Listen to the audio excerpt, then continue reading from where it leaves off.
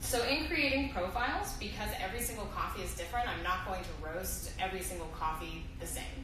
Our green buyer did a lot of work to make sure that we have a bunch of different coffees that all taste spectacularly different on the cupping table, and if I try to roast them all in a similar manner or take them to a dark enough degree where they no longer taste special, that kind of ruins the point of specialty coffee, in my opinion.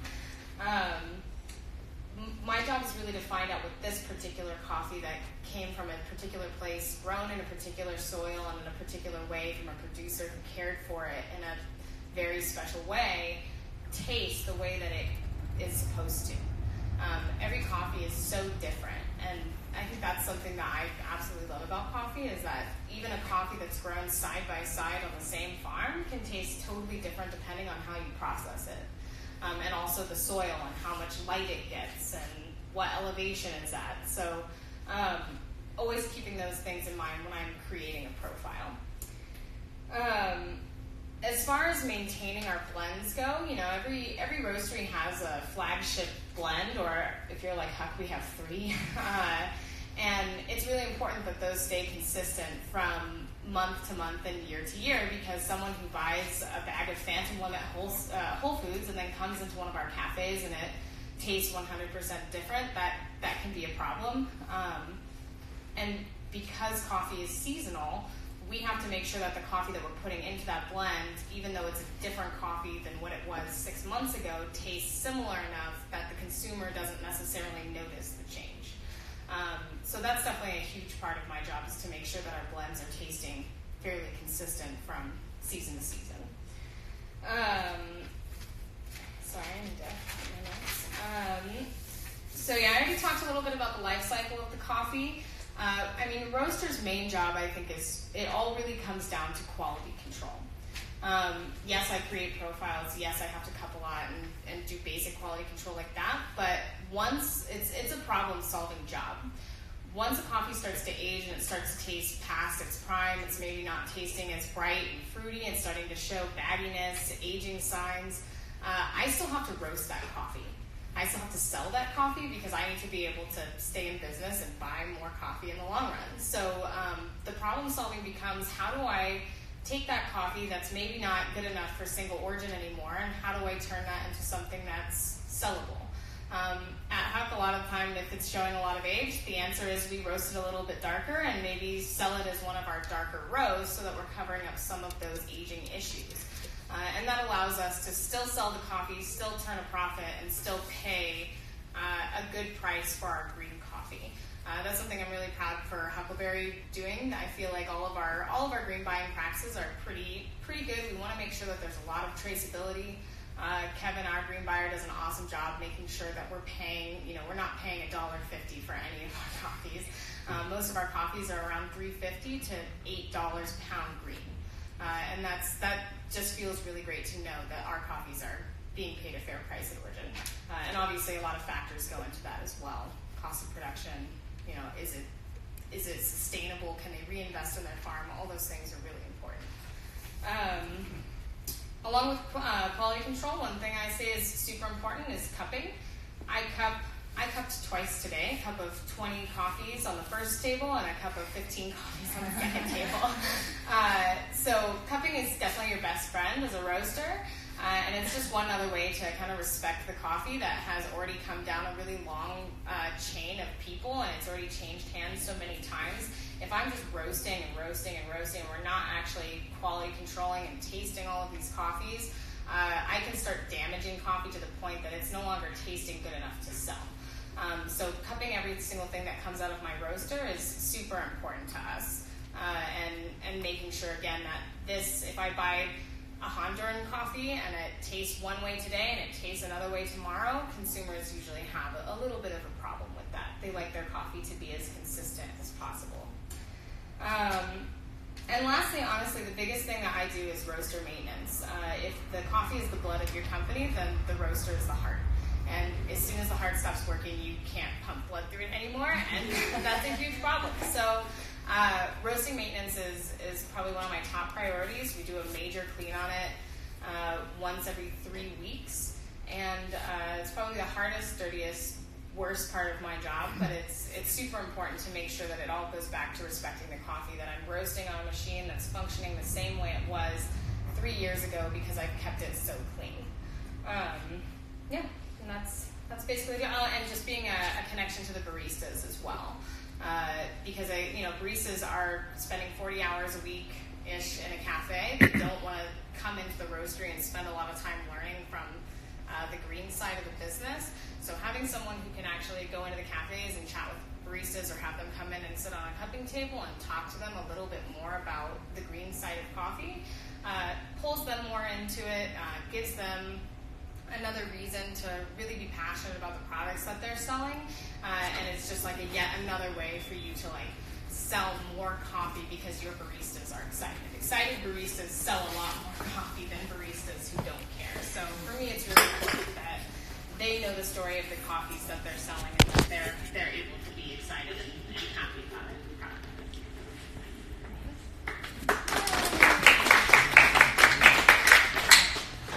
Hi, I'm Sloane Wachob. I am currently wearing a lot of hats at Logan House right now. I'm their production roaster, barista, coffee director, so I do it all, but I'm here to speak for the front end side.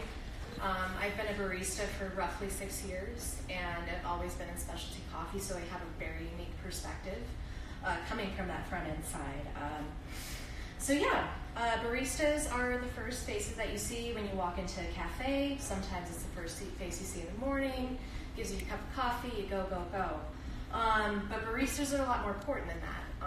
I have found in my years and years in specialty coffee is that we are such a huge catalyst between the consumer and like the actual inner workings of specialty coffee.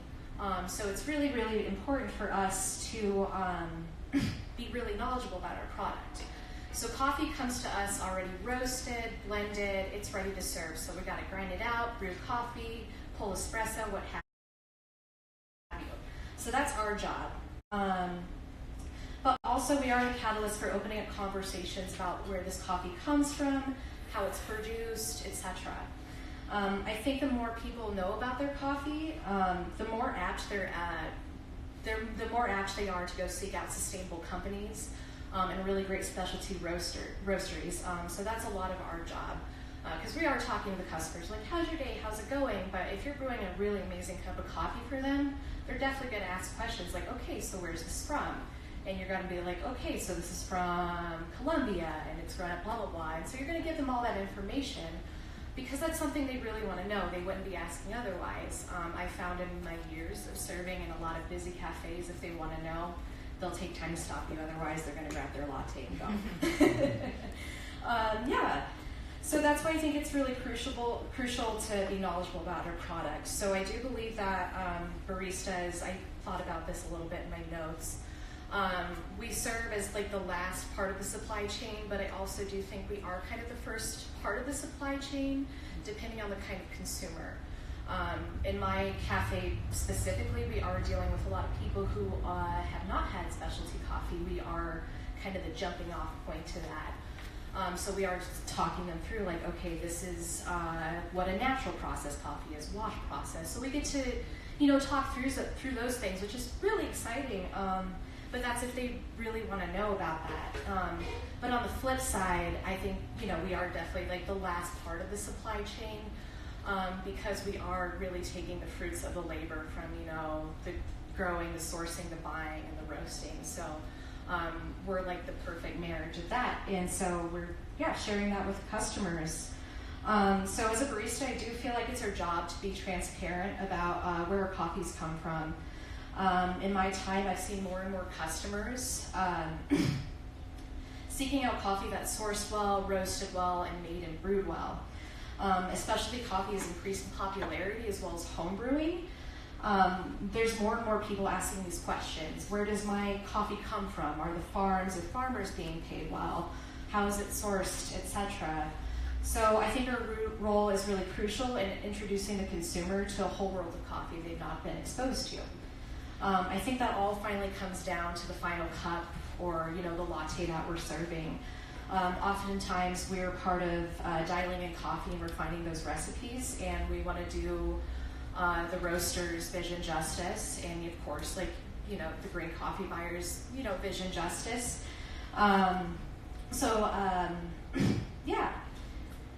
They know that when we brew them a really great cup of coffee, make them a great latte, they know that there's a lot of substantial amount of care that's put into every single stage, from the infancy all the way to like the final cup. That's why I think our role is really important. It's a little bit more brief, but I really do think we are the catalyst in introducing, your regular folks that come into your cafe into a huge world of, thinking about sustainability and, where this coffee is coming from, how does it impact the environment. So,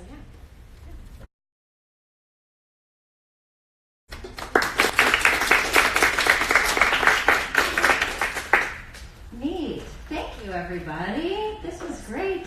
And just so y'all know, we are live streaming right now, and we also have a recording going. So you'll be able to watch this on the Coffee People YouTube channel. I put that on the coffeepeople.org. Go to the More tab and go to YouTube. There'll be a link there. I think there are like 2 videos on that channel right now. So it's still in its infant stages, but this will be on there. So if you want to find this, coffeepeople.org, go to the YouTube link and you can find it there. Let's open it up to all of you lovely people in the audience. Thank you all for coming, by the way. Let's give a round of applause to you. Good job.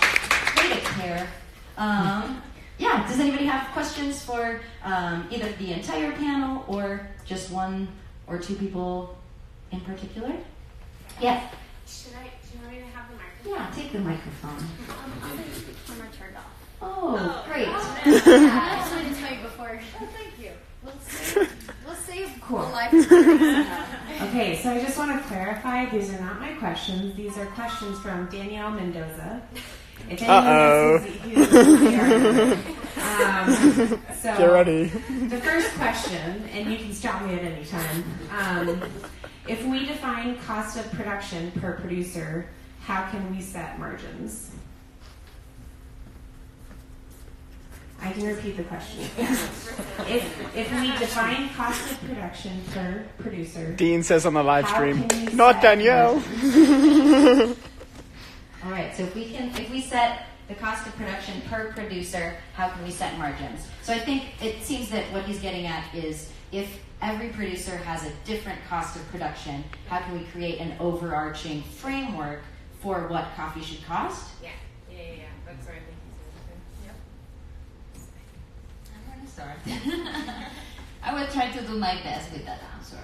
But as you say, every single producer has different cost of production. If I pay more to my employees, of course my cost of production is more. If I invest in my facilities, my cost of production is going to be more. So I think when green buyers visit the origin, can take a look of what a producer is doing in their farms and establish like a fair price for coffee. I don't know if I'm answering, but that's my thought. So for what I'm hearing you say is like we have to pretty much just take every producer as an individual. Yeah? We are individuals. Yeah, totally. Jess, do you have something to say? Because you go all over the world. Yeah. It's a really good question and a really tough answer. And I don't have a good answer. That's the thing. Because it depends. It depends on the origin. It depends on the relationship. It depends on your SKU mix. I know for me personally, we do a lot of blended margins, and half my job is just getting really creative with the different cost targets that I have and the different needs that I have. And, I'm fairly unique that I have the luxury of working with some different tiered lines and some different tiered qualities where I can get creative. But the cost of production isn't the same everywhere in the world. And so that's something that I know as a buyer that I look at it for my offerings and that, okay, I know that I have to come in at this price target and land it on a coffee. Where can I do that in the world where that makes sense, right? Or can I do that with a cost of production? I can still cover that cost of production. I can still achieve agreed upon profit margin between me and that producer so that it makes sense. And there's such a huge range in those costs of production, so it's really something that if I know that I can't meet something as a buyer, it goes back to that idea of maybe it's not the right fit.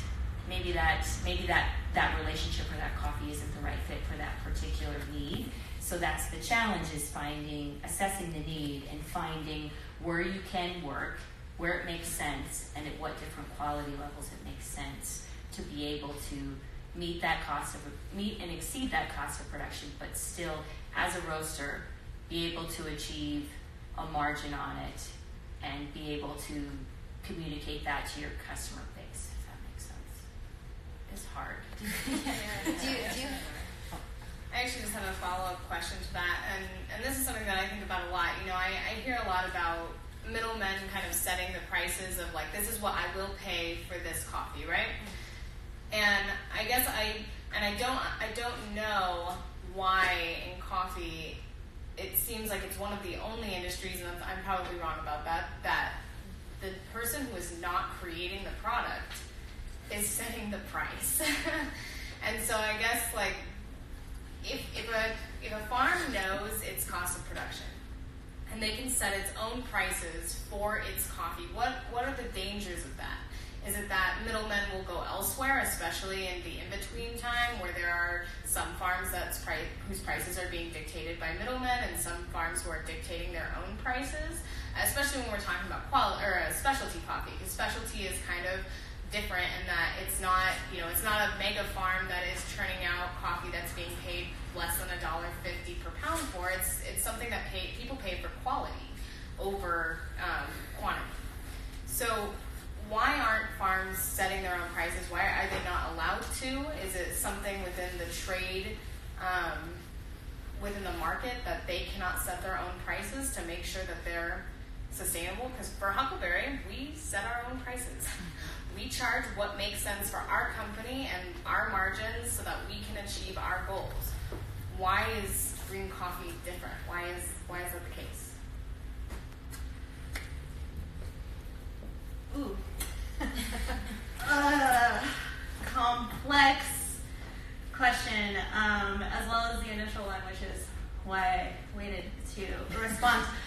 But, and correct me if I'm wrong, but with the specialty producer I'm working with in El Salvador, for example, he also has had to recover from Roya coffee roast, which knocked out more than 70%. He said it was as if you were running a brick and mortar and someone came to you and told you, for the next 5 years, you're going to make 70% less than what you've done. And then maybe after those 5 years, things will start to get better. So his cost of production is factoring in years of recovery in addition to his yearly cost of production. And what he told me was if he set his coffee at his cost of production, it wouldn't move. Because on the buying end, just as you said, you have a lot of margins and a lot of numbers that you need to meet on your end, and they have to do the same. But for him, he would rather start the relationship at a price that he can at least recover costs and maybe invest, at least pay back his loans for that year with the bank, and then he'll go into the next year. And the only way he's been able to grow is by multi-year direct trade relationships with roasters who have values like you guys. But specialty coffee is such a tiny piece of coffee in the world, and there are not enough roasters and buyers who have that focus and who can back it with their money. A lot of people want direct trade relationships. They want to facilitate social empowerment. There's a lot of things that everyone wants to do all at the same time, but that's not feasible. So right now, all I can focus on is, okay, square one. Find the seller that wants to work with me for multiple years.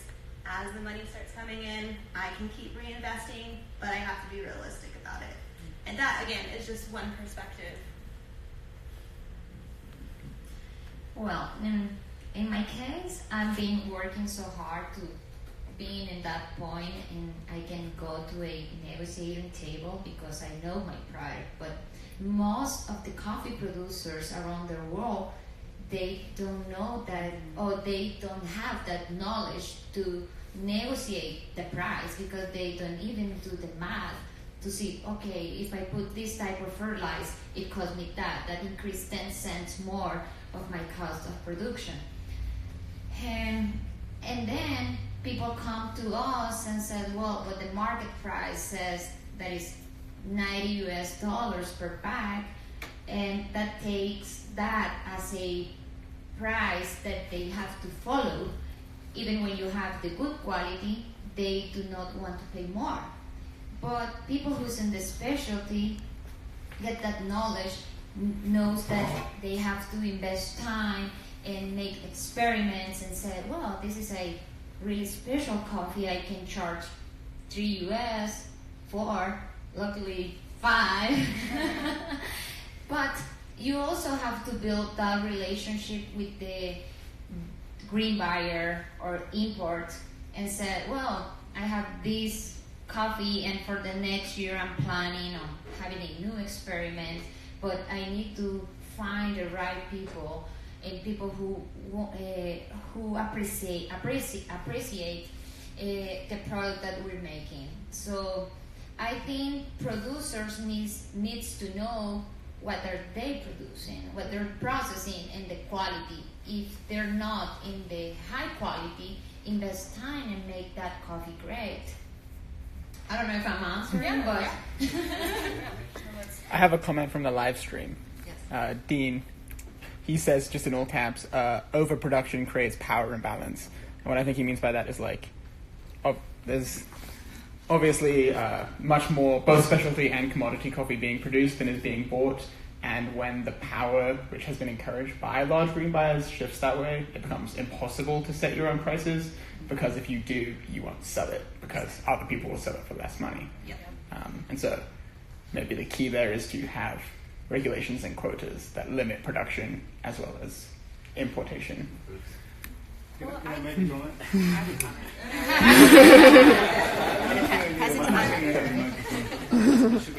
So this is Angel. He works, like, you own a roastery in Morrison, and his brother owns a coffee farm in Mexico. Ecuador.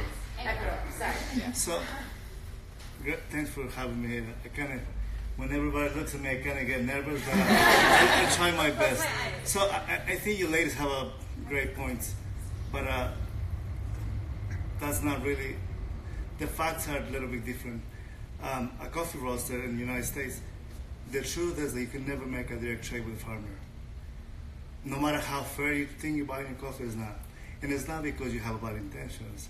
It's because the system. There's two ways to do business in the coffee. It's either you deal with a big corporation, with a big company in the country that you buy the coffee from, because you can never buy coffee direct from a farmer. Imagine each of you producing 10 bags of coffee per year. No one's going to buy it. And even if there's someone who wants to buy it, you don't have the money to invest into the processing plant to crack that coffee, to take that parchment off.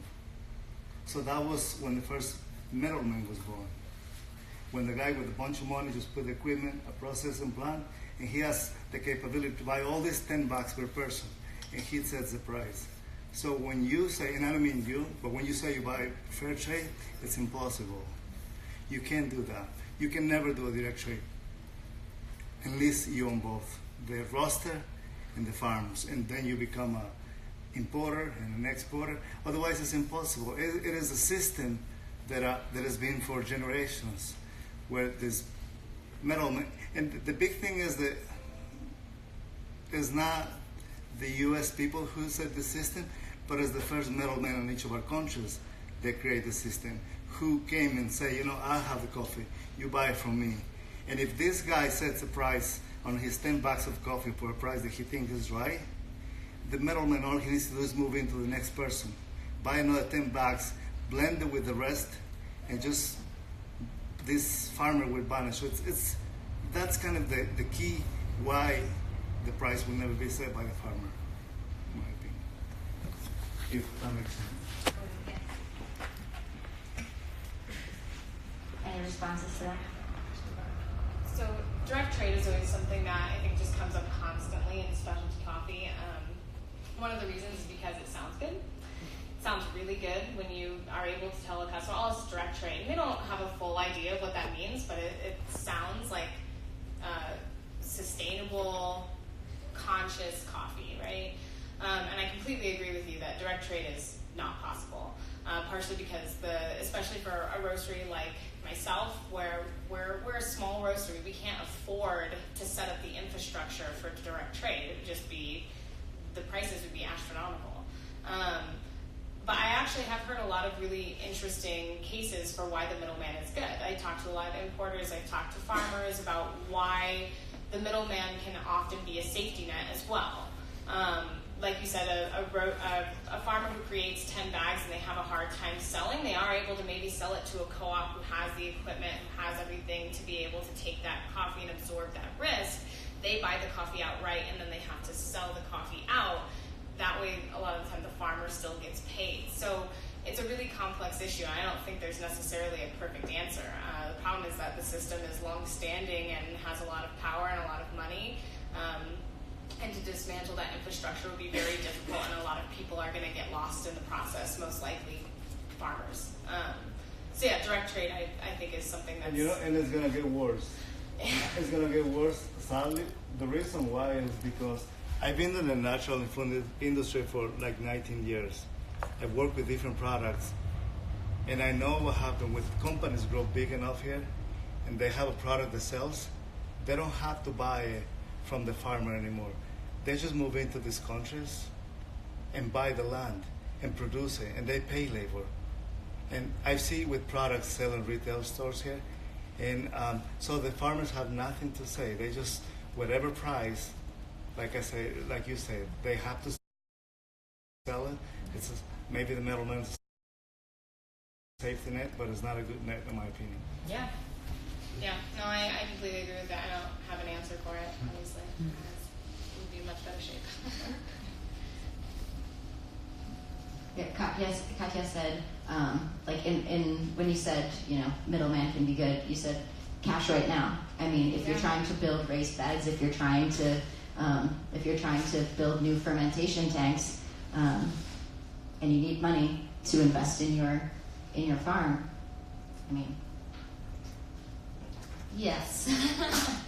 Well, I talk about my experience here about the coyote. So you can have both phases of the middleman. I mean, it means cash right now, but also force you to go in a different way with your production. So, yes. Coyote means cash right now, and I don't know what else to add to that. It seems like a really tough position to be in because you have to maybe sacrifice things in the short term for the long term view, which sounds like what you've done against your father's will. Yeah. Did I see a hand over here? Yeah. Follow up on kind of this whole thing, mostly for Katia. It sounds like your farm, you have some of your own milling equipment, fermentation tanks, and that sort of thing. What scale, how big is your farm? How did you get to the point where you can do your own processing? Is that something that takes 4 generations?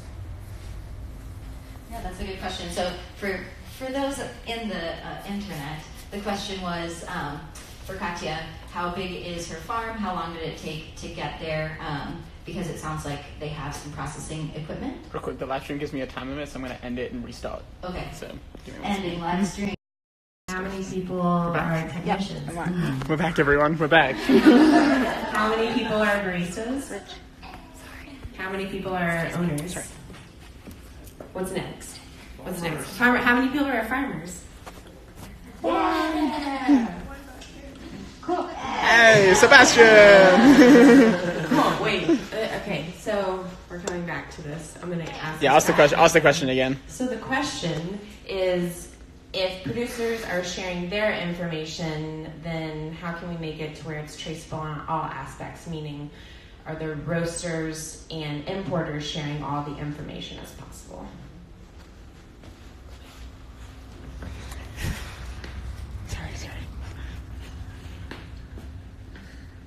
I think that would just go back to maybe having some regulations in place that is possible. I think